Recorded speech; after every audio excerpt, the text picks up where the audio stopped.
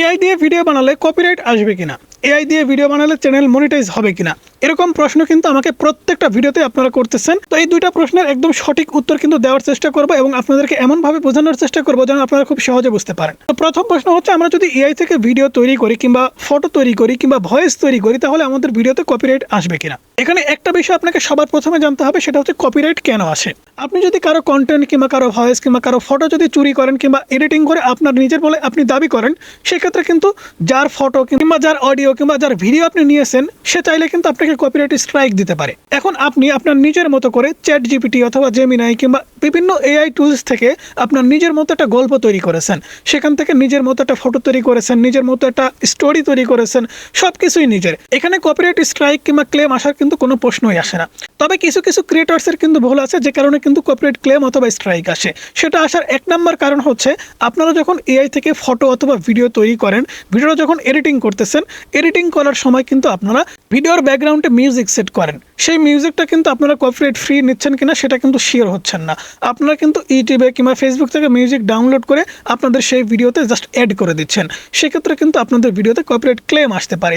অনেক সময় দেখা যায় আমরা যখন ভিডিও এডিটিং করি, আমরা এডিটিং করার সময় এডিটিং সফটওয়্যার থেকেই কিন্তু আমরা বিভিন্ন ধরনের কপিরাইট ফ্রি মিউজিক পাই। সে সমস্ত মিউজিকও কিন্তু আমাদের ভিডিওতে অনেক সময় ব্যবহার করে থাকি, সেক্ষেত্রেও কিন্তু আপনাদের ভিডিওতে কপিরাইট ক্লেম আসতে পারে। কারণ আপনি যে অ্যাপ্লিকেশনটা ব্যবহার করছেন, হতে পারে সেটা আপনি সাবস্ক্রিপশন নেননি কিংবা টাকা দিয়ে কিনে নেননি, কোনো বন্ধুর কাছ থেকে নিয়েছেন, সেক্ষেত্রে কিন্তু কপিরাইট ক্লেম আসতে পারে। এছাড়া আপনি যদি ইউটিউবে দেখানো ভিডিও থেকে কোনো ব্যক্তির প্রম্পট কপি করেন এবং সেখান থেকে আপনি যদি ফটো তৈরি করেন, সেক্ষেত্রে সেই প্রম্পট অনুযায়ী যদি আমিও ভিডিও তৈরি করি, আপনিও ভিডিও তৈরি করতেছেন, অর্থাৎ একই ধরনের ভিডিও আপনিও তৈরি করছেন, আমিও তৈরি করেছি, সেক্ষেত্রে কিন্তু দুইটা ভিডিও ম্যাচিং হয়ে যাবে। আমি চাইলে কিন্তু আপনাকে স্ট্রাইক দিতে পারবো, আপনি চাইলে কিন্তু আমাকে স্ট্রাইক দিতে পারবেন। সেই ক্ষেত্রে কিন্তু অনেক আইন কানুন আছে। আপনাকে সবার প্রথমে বুঝতে হবে যে কপিরাইট স্ট্রাইক কিংবা ক্লেম কেন আসে। আপনি যদি আপনার নিজের মতো করে, দেখুন সাইডে মোবাইল স্ক্রিন দেখতে পাচ্ছেন, একটু ভালো করে আপনাদেরকে বোঝাই। আমি চ্যাট জিপিটি ওপেন করলাম, চ্যাট জিপিটি ওপেন করার পরে চ্যাট জিপিটিকে আমি বললাম যে আমাকে একটা স্টোরি দাও। ঠিক আছে, এখান থেকে আমি এদেরকে বলেই আপনাদেরকে দেখাই। আমি একটা কার্টুন ভিডিও তৈরি করব, আমাকে একটা সুন্দর স্টোরি দাও। ওকে বন্ধুরা, দেখতে পাচ্ছেন তারা সুন্দর করে কিন্তু একটা কার্টুন ভিডিওর স্টোরি আমাদেরকে লিখে দিচ্ছে। তো এবারে আমি বলবো এই স্টোরি অনুযায়ী আমাদের 5টা ফটো প্রম্পট লিখে দিবে এবং ফটো থেকে ভিডিও প্রম্পট আমাদের সুন্দর করে স্টেপ বাই স্টেপ লিখে দিবে, সাথে ভয়েস ওভার থাকবে। তো এটা বলার পর আমি সেন্ডে ক্লিক করে দিলাম। সেন্ডে ক্লিক করে দেওয়ার পর এরা কিন্তু এখানে দেখতে পাচ্ছেন সিন 1 গ্রামের সকাল ও রং হারিয়ে যাওয়া। তো এখানে দেখতে পাচ্ছেন সিন 1 কিন্তু আমাদের তৈরি করে দিয়েছে। এখানে কিন্তু সবার প্রথমে দিয়েছে ফটো প্রম্পট, তো ফটো প্রম্পট দিয়েছে, তারপরে কিন্তু ভিডিও প্রম্পট দিয়েছে। তো আমি কিন্তু আপনাদের অনেক ভিডিওতে এরকমভাবে ভিডিও বানানো শেখাই এবং প্রম্পট শেয়ার করি। এখন এই প্রম্পটগুলো যদি আমার দর্শকরা কপি করে এবং 10টা 20টা কি 50টা ইউটিউবার আমার এই প্রম্পট অনুযায়ী ভিডিও তৈরি করলো, সেই ক্ষেত্রে কিন্তু কপিরাইট আসতে পারে। এখন দেখুন, এখানে আপনি আপনার নিজের মতো করে একটা স্টোরি ক্রিয়েট করলেন, এখান থেকে ফটো তৈরি করলেন এবং এখান থেকে আপনি ভিডিও তৈরি করলেন। এখানে ফটো, ভিডিও, স্টোরি সব কিছু কিন্তু আপনার নিজের, সেক্ষেত্রে কপিরাইট আসার কিন্তু কোনো প্রশ্নই আসে না। কপিরাইট আসে কখন? যখন এই প্রম্পট অনুযায়ী অন্য কেউ ভিডিও তৈরি করবে। এই প্রম্পট আপনি যদি কাউকে শেয়ার করেন, কিংবা আমরা অনেক সময় দেখা যাচ্ছে, আমি ইউটিউব অ্যাপ্লিকেশন ওপেন করে আপনাদেরকে দেখাচ্ছি, সেক্ষেত্রে আপনাদের বুঝতে সুবিধা হবে। আপনারা যদি মনোযোগ দিয়ে দেখেন তাহলে কিন্তু বিষয়টা বুঝতে পারবেন এআই ভিডিও কিভাবে বানাবো।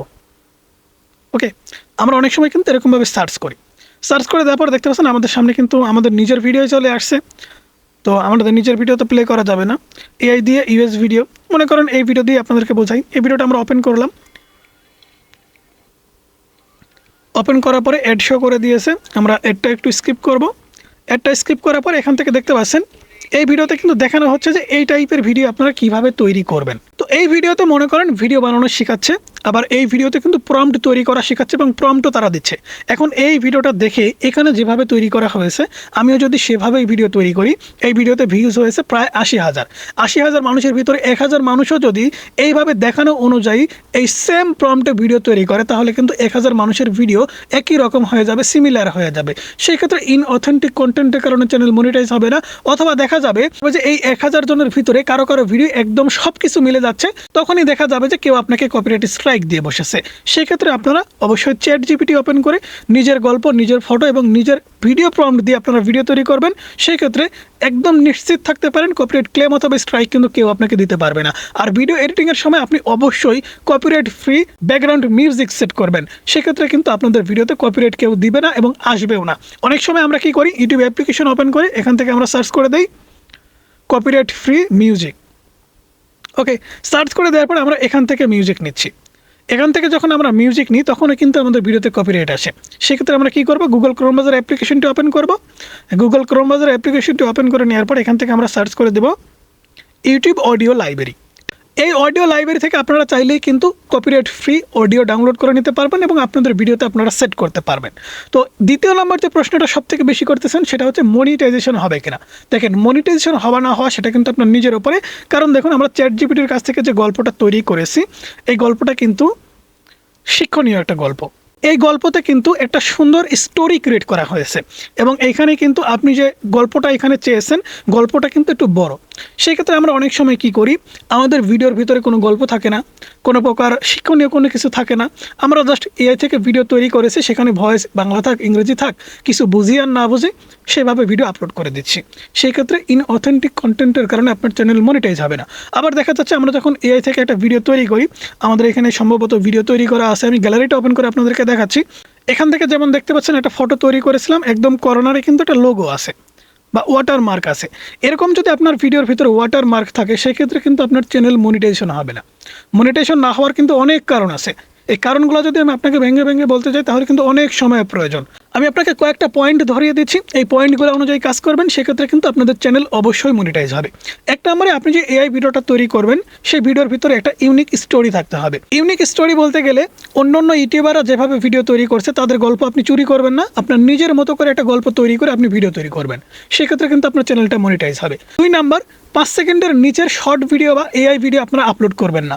5 সেকেন্ডের নিচে ভিডিও আপলোড করলে আপনাদের চ্যানেল মনিটাইজ হবে না। সর্বোচ্চ 10 সেকেন্ডের ওপরে ভিডিও আপলোড করার চেষ্টা করবেন, সেক্ষেত্রে কিন্তু মনিটাইজ হবে।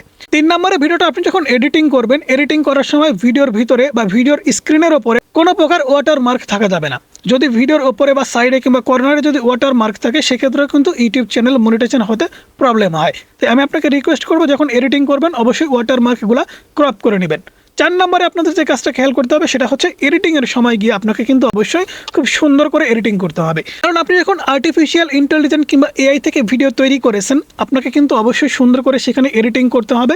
বিশেষ করে সেখানে আপনাকে ঘন ঘন ফ্রেম পরিবর্তন করতে হবে, টেক্সট অ্যাড করতে হবে, অ্যানিমেশন অ্যাড করতে হবে, ট্রানজিশন এড করতে হবে, এফেক্ট সেট করতে হবে, ফিল্টার সেট করতে হবে। অর্থাৎ একটা এডিটিং সফটওয়্যারে গিয়ে একটা ভিডিও সম্পূর্ণটাই আপনাকে এডিটিং করতে হবে। যদি সম্পূর্ণটাই আপনি এডিটিং না করেন, সেক্ষেত্রে কিন্তু আপনাদের চ্যানেল মনিটাইজ হবে না। এআই ভিডিও কীভাবে এডিটিং করতে হয় সে সম্পর্কে কিন্তু আমরা একটা ভিডিও আপলোড করে রেখেছি, এই ভিডিও ডেসক্রিপশন বক্সে সেই ভিডিওর লিঙ্ক পেয়ে যাবেন। 5 নম্বরে আপনাকে খেয়াল রাখতে হবে, আপনি যখন সেই ভিডিওটা ইউটিউবে আপলোড করবেন, আপলোড করার সময় অল্টারেট কন্টেন্টে আপনি ইয়েস নাকি নো দিয়েছেন। যদি আপনার ভিডিওটা এআই থেকে সব কিছু তৈরি করা হয়, বিশেষ করে আমরা অনেক সময় দেখা যায় আমাদের এই ভিডিওর ভিতরে এআই এর ভিডিও ইউজ করি, সেক্ষেত্রে কিন্তু আমাদের এই ভিডিও অল্টারেট কন্টেন্ট কখনোই হবে না, এআই থেকে বানানো কন্টেন্ট কখনোই হবে না।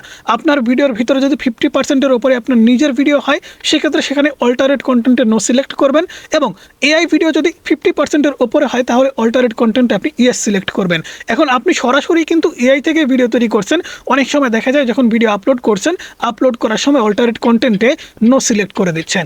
অবশ্যই আপনাকে ইয়েস সিলেক্ট করতে হবে যে আপনি এআই থেকে ভিডিওগুলো তৈরি করেছেন, আপনার ভিডিওটা কাল্পনিক, এটা কিন্তু আপনাকে অবশ্যই সিলেক্ট করতে হবে, তবেই কিন্তু আপনার চ্যানেলটা মনিটাইজ হবে। এছাড়া এই নিয়মগুলো আপনি যদি না মানেন তাহলে কিন্তু ইনঅথেন্টিক কন্টেন্টের কারণে আপনার ইউটিউব চ্যানেলটা মনিটাইজ হবে না।